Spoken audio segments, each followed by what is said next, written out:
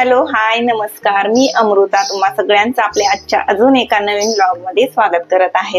लोणच्यासाठी आणि मुरांब्यासाठी लागणारे आंबे मी मार्केटमध्ये जाऊन घेऊन आले। तर ही राजापुरी कैरी आहे। तर गुजरातमध्ये लोणचं आणि मुरांबा हे राजापुरीचाच बनवतात।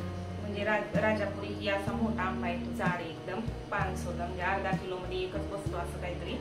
मग हे मी मुरांब्यासाठी आणलेले आंबे, याला ना असे 2 काप करून आणले। मग आता हा एवढा मोठा आंबा मला असा खिसता आला नसता, म्हणून मी याचे 2 भाग केलेले।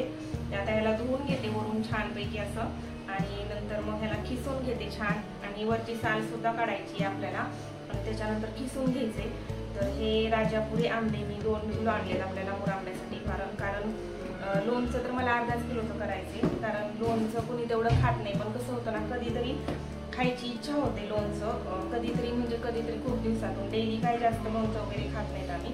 म्हणून मग हे आंबे मी आणलेले तर मुरांबा बनवण्यासाठी। चुंदा म्हणतात त्याला गुजरातीमध्ये, म्हणजे गुजराती लोक चुंदा म्हणतात मुरांब्याला, आपल्याकडे मुरांबा म्हणतात मराठीमध्ये। तर ह्या राजापुरी आंब्यांचा आपल्याला बनवायचा आहे मुरांबा। त्याच्यासाठी ह्याला छान धुवून घेते, नंतर याचं साल काढून घेते आणि मग तर आता रात्रीचे 9:30 पावणे 10 वाजलेले। स्वयंपाक जेवण खाऊन आवरून काम आवरेपर्यंत मला उशीर झाला, आणि इथून पुढे आता ह्या लोणच्यांच्या कैऱ्या आणलेल्या आहेत मी, तर त्या मला साफसूफ करून घेणं किंवा करून ठेवणं गरजेचं आहे। तर आता ह्या ज्या कैऱ्या आणल्या होत्या ना मी कट करून छोटे छोटे तुकडे, ते आंब्याच्या लोणच्यासाठी आणलं होतं। तर ते तुकडे सुद्धा साफ करून मला आतल्या कोया वगैरे काढून बाजूला व्यवस्थित अजून बारीक बारीक तुकडे करून घ्यायच्यात। तर ते तुम्ही बघू शकता, इथं ते मोठे मोठे तुकडे होते, त्याचे मी छोटे छोटे तुकडे केलेले आणि असे छान असे छोटे छोटे तुकडे करून मी घेतलेले। तर हे जे कोयांची हाडकं असतात ना, ती कडक कडक आतमधली, ते मला चुकून खायला फार आवडतं, म्हणून मी ते तसंच ठेवलेले त्यातमध्ये।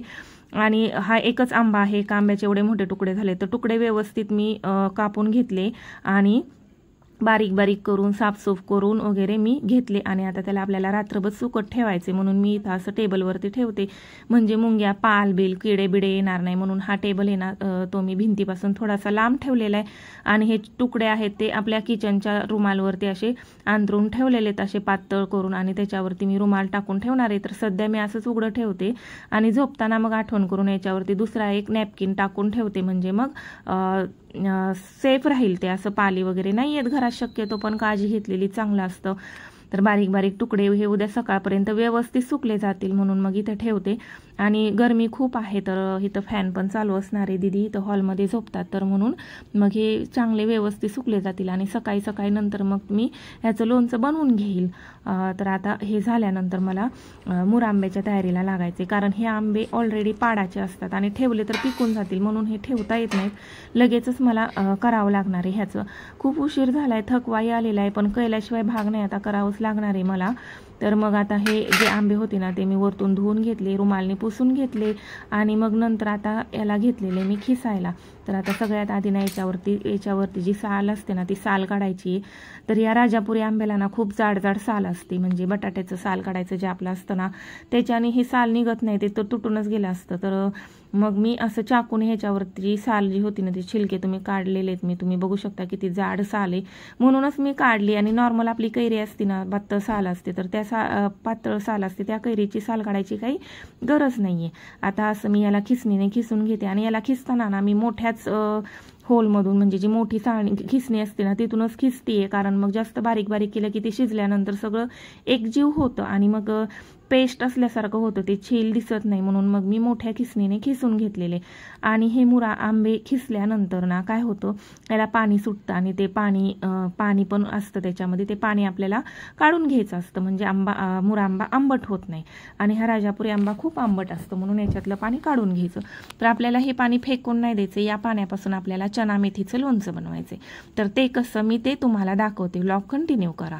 आणि आता ह्याच्यातला जो छिलका होता ना, म्हणजे छील होतं ना ते आंब्याचं, ते मी काढून घेतलेले, आणि पाणी सुद्धा काढून घेतलेले। तर पाणी मी एका बाउलमध्ये काढून घेते। आपल्याला चना मेथीच्या लोणच्यासाठी मेथी सुद्धा आपल्या आरोग्यासाठी खूप चांगली असते, आणि चण्यांमध्ये सुद्धा खूप सारं कॅल्शियम असतं, मेथीमध्ये लोह वगैरे असतं, तर ते सुद्धा खूप हेल्दी असतं, म्हणून मग मला ते सुद्धा बनवायचे। तर आता इथं मुरांब्यासाठीचा जे खीस होता ना तो मी घेतलेला आहे एका वाटीत, बाजूलाच बाउलमध्ये एका आपलं कैरीचं हे जे पाणी होतं ना ते ते सुद्धा मी काढून ठेवलेले. तर आता सगळ्यात आधी काय करते, 2 किलो आंबे होते तर मी 1.5 किलो साखर टाकून घेते, कारण कोया, छिलके आणि ते साल, त्याशिवाय हे सगळं पाणी, म्हणजे हे सगळं मिळून अर्धा किलो वजन ह्यातलं आरामात कमी झालेलंच असेल. म्हणून मग मी 1.5 किलोच्या हिशोबाने साखर मोजून घेतली. माझा 1/2 किलोच्या साखरेचा जो मापाचा बाऊल होता ना, त्या बाऊलने मी 1.5 किलोच्या हिशोबाने साखर घेतली आहे. आणि आता ह्या साखरेला आणि ह्या खिसाला ना व्यवस्थित मिक्स करून ठेवते, म्हणजे 4-5 मिनटात किंवा 5-10 मिनटात त्याला चांगलं पाणी सुटेल आणि थोडं लिक्विड फॉर्ममध्ये झाल्यानंतर मग आपण ह्याला गॅसवर ठेवणार आहोत. तर हा मुरांबा जो आहे ना, हे गुजराती लोक काय करतात, उन्हात ठेवतात. पण आत्ता तेवढं ऊन नाही आहे, मधून आभाळ येते. हे असंच मिक्स करून उन्हात ठेवलं ना तर तो सुद्धा मुरांबा खूप छान होतो, खूप टेस्टी लागतो आणि त्याची चव वर्षभर ठेवला तरी बदलत नाही. पण जो आपण गॅसवर करतो ना त्याची चव मात्र बदलते. तर आता चना मेथीच्या लोणच्यासाठी मी इथं मेथीचे दाणे घेते. अख्खी मेथी घ्यायची आपल्याला. दाणे नीट करून ठेवलेले तरी सुद्धा चेक करून घेते एक वेळा. त्याचबरोबर चणे सुद्धा घेतलेले, तर त्या पाण्यात जेवढे भिजले जातील ना चणे आणि मेथी, त्या हिशोबाने मी घेतलेलं आहे. दोन्ही मिक्स घेतल्याचं कारण असं की तो मेथी कशी कडवी लागते, खूप जास्त कडू लागते. आणि तेच जर का ते आंब्याचं पाणी मुरलं आंबट तर ती कडू लागत नाही. आणि चना सोबत राहतो तर ती कडवेपणा राहत नाही. कारण आंब्याचं जे म्हणजे हे असतं ना, मसाला असतो ना, त्यातमध्ये मोहरीची डाळ सोबतच मेथीची डाळ सुद्धा असतेच ऑलरेडी.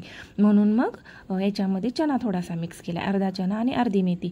तर एवढ्या पाण्यात मला तर असं वाटतं हे आरामात भिजलं जाईल. तर मला आता हे रात्रभर ठेवून द्यायचे भिजायला. तर ते भिजून जाईल, त्याचं मी नंतर उद्या करेल आणि नंतर दुसऱ्या व्लॉगमध्ये तुम्हाला नक्की दाखवेल कसं करायचं, काय करायचं, कसं होतं ते. आणि आपला मुरांबा सुद्धा इथे झालेला आहे ऑलमोस्ट बऱ्यापैकी. तर ह्याचं काय नाही, हे लिक्विड चांगलं मिक्स झालेलं आहे. याला मी कमी जर मला वाटलं असं की नाही अजून चाचणी नाही झालेली, 1 तारेची चाचणी, 1 तारेपेक्षा वरती चाचणी घ्यायची असते तर मी त्याला उद्या सकाळी पण करू शकते. तर मग उद्याचा व्लॉग बघायला विसरू नका.